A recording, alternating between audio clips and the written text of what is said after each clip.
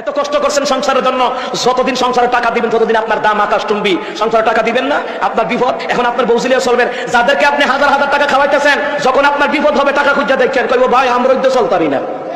আল্লাহ গরিব বানা, খাইতে গরিব বানায়।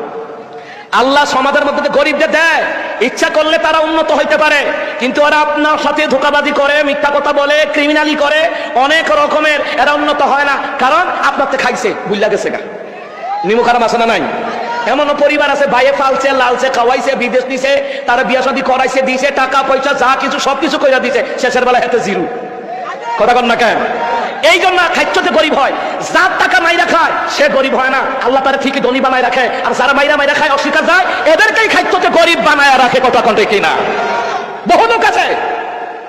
গত পরশুদিন একটা ঘটনা দেখে আমার খুব কষ্ট লাগছে, খুব কষ্ট লাগছে। আমারই পরম আত্মীয়, সে তার বড় ভাইদেরকে খাওয়াইছে, বোন একা বিয়া দিছে, তার ভাই বাতিজি বিয়া শাদী দিছে। ওই দিন আমি তার বাড়িতে গেছিলাম, গিয়া দেখি তার যেই ভাইয়ের খাওয়াইছে ফালছে রাইকোষের মতন খাওয়াইছে, আর ইতান কুত্তার মতন খাইছে। নিজের ভাইয়ে যেই ভাইয়ে খাওয়াইছে, এই ভাইয়ের ঘরের লোকে আজ বেড়া দিয়ে রাখছে যাতে না আটতারে। আধাত রাস্তা, আধাত রাস্তা, আধাত রাস্তা। আমি ঢুকছি কেমনে জানেননি?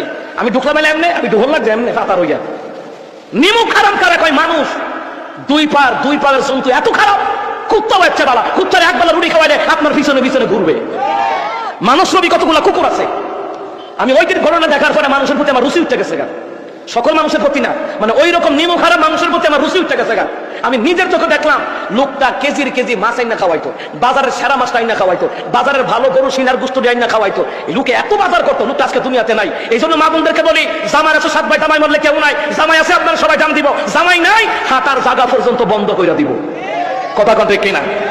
এই দৃশ্যগুলি দেখে অনেক খারাপ লাগছে আমার। একটা মানুষ মনে লাশটা কেমনে বাইর করবো? কোন কেমনে বাইর করবো? এখন ভাইয়ে খাওয়াই গেছে, ভাইটা আজকে মরে গেছে গা, এখন তার বউজির জন্য রাস্তা বেড়া দিয়ে রাখছে যাতে না হাত তারে। নিমুখ আরামের দল। এই জন্যই নবী কইছে, মুসলমানের মধ্য থেকে 1999 জন জাহান্নামে যাইব, একজন জান্নাতে যাইব।